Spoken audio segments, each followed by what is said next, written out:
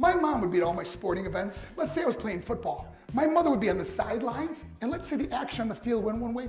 My mother would run along with it. She's like, Mark, get on, get on. I'd be like, oh my gosh. I'd be on the field, we get in the huddle with the guys, they go, Mark, is that your mother? I go, no, I never saw her before in my life. No, but seriously, some of you guys can relate to this. My mom, she really empowered me to become special in sports. See, the greatest gift my mother ever gave me, she believed in me. I've overdosed on drugs on 3 occasions where I should have been dead, but I believe I was kept here for a reason. You show me your friends, I will show you your future. How do I know this? Because I hung out with losers, I became the biggest loser of them all, because I gave up everything I dreamt about as a little boy because of who I chose to surround myself with. My friends would drive me home at 2, 3, 4 in the morning. We'd be drunk and high in the car. We'd pull up in front of my house, my buddies would go, Mark, the light's on. I go, oh man, my mother's up. See, my mom wouldn't go to bed until she knew her son was still alive. I'd walk in, she'd say, hi Mark, how was your night? I go, it was good, Mom, I'm just gonna go to bed. She goes, can I talk to you just for a minute? I go, Mom, I'm tired, I'm just gonna go to bed. She goes, Mark, I haven't seen you all day and all night. Can I please talk to you? I go, man, just leave me alone. You bug me. I'd slam my bedroom door on the one person who believed in me.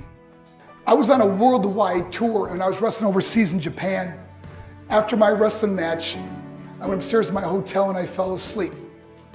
There was a knock at my door at 3 o'clock in the morning. I got out of bed, I looked through the safety window of the hotel door and I could see it was a Japanese promoter. So I opened the door and he said, Mark, you need to call home. There's been an emergency. So I got on the hotel room phone, I called back to the United States and said, hey, what's going on? He said, Mark, I don't know how to tell you this. I go, just tell me what happened. All of a sudden they started crying. They go, Mark, I can't tell you. Just say it. I said, Mark, your mother died. I just threw the phone down.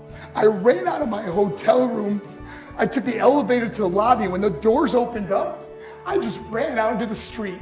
And I remember looking up and just saying, Mom, I am so sorry. I flew home for her funeral and I was so nervous to walk up to her casket. So I just stood way in the back. I remember just kept thinking to myself, I'm like, Mom, please wake up. Please get up. And then I finally got the nerve to walk up to her and she was so beautiful. She was dressed in white. I mean, she looked like an angel. I said, Mom, you are my hero. Everything I am, everything I hope to be was because of you. You loved me so much. You gave me a life. You worked 2 jobs. You're the only one that ever believed in me. How did I repay her? By getting drunk? By getting high? By getting stupid? By hanging out with losers? For what? All she ever wanted to do was talk to me. If you have a mother or a father, tell them how much you love them. See, my whole life was about being rich and famous. That's all I cared about. I had to win the race. I had to win the race at the expense of my marriage, my family, my friends. For what? To be all alone in this world? That's not how it's intended to be. Life is not about winning the race.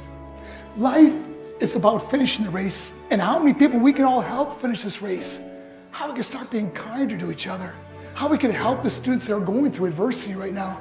How we could stop with the name calling and hurting other people. Because in the end, it may be you that needs help to finish the race. Because I learned what is truly important, and that is how precious this gift of life is and how quickly it can be taken away. See, I no longer live in time.